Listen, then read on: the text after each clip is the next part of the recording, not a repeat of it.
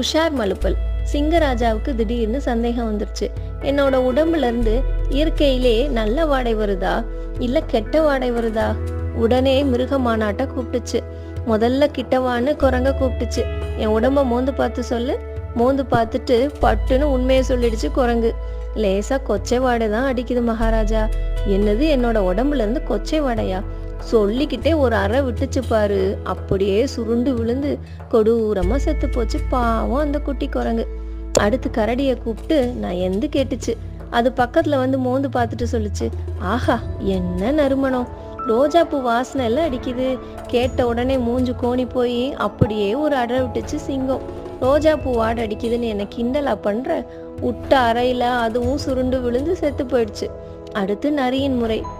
நரி வந்து நின்னுச்சு. நீ சொல்லு. சுதாரிச்சுக்கிட்ட நரி மூக்க உறிஞ்சுக்கிட்டே சொல்லுச்சான், சாரி ராஜா, எனக்கு 2 நாளா ஜலதோஷம். உண்மை பொய் இரண்டுக்குமே மதிப்பில்லாத போது மழுப்பலுக்கே மாபெரும் மதிப்பு. விவேகங்கள் அவை உண்மையின் மீதான பரிகாசங்கள்.